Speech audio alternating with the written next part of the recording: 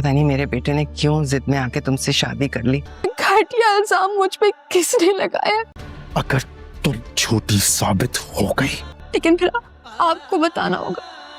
नूर, तुम चलो मेरे साथ। आपकी जिंदगी से दूर चली जाऊंगी। लगता है कि जैसे उन्हें नूर की फिक्र हो रही है। तुम्हें क्या लगता है जब मेरी जिंदगी में सुकून नहीं होगा, किसी और के कहने की वजह से कभी नहीं छोड़ूंगा। तुम्हारी वजह से मेरी जिंदगी का सुकून बर्बाद हो रहा है। नूर की इतनी फिक्र है। मैं तुम्हें इस घर में लाया था अपनी मर्जी से। तुम्हें तुम्हारी जिंदगी सुकून से जीने दूंगा। नूर से जुल्फ़िकार शाह का ये रवैया बिल्कुल भी बर्दाश्त नहीं हो रहा होता और वो बहुत ही ज़्यादा मजबूर हो जाती है। इसीलिए उसके पास कोई और दूसरा रास्ता भी नहीं होता। वो जुल्फ़िकार शाह के पास आएगी और आकर उसे यही बात करेगी कि अगर तुम्हें मुझ पर यकीन नहीं है तो मैं ये टेस्ट करवाने के लिए भी तैयार हूँ। और जुल्फ़िकार शाह जैसे ही ये बात सुनेगा उसे मज़ीद गुस्सा आएगा और वो नूर से यही बात करेगा, अगर तुम ये चाहती हो, अगर तुम झूठी साबित हो गई और टेस्ट में सच साबित हो गया तो तुम क्या करोगी?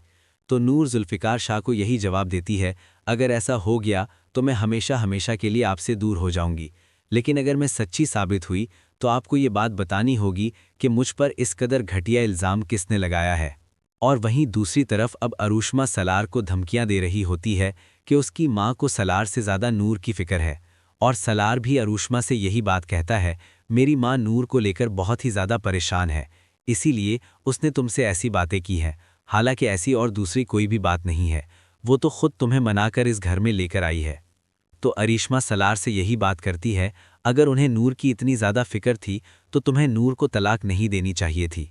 और मैं जब से वापस आई हूँ हर थोड़ी देर बाद मुझे नूर का नाम सुनने को मिलता है और नूर यहाँ से जाने के बाद भी यहीं पर है। मुझे नूर का नाम नहीं सुनना। अगर दोबारा ऐसा हुआ तो मैं हमेशा हमेशा के लिए यहाँ से चली जाऊँगी। और सलार ये बातें सुनने के बाद बहुत ही ज़्यादा गुस्सा हो जाएगा और वो अपना गुस्सा निकालने के लिए नूर को फ़ोन करता है, क्योंकि सलार की ज़िंदगी में जो कुछ भी हो रहा होता है वो उसका कसूरवार नूर को ही समझता है।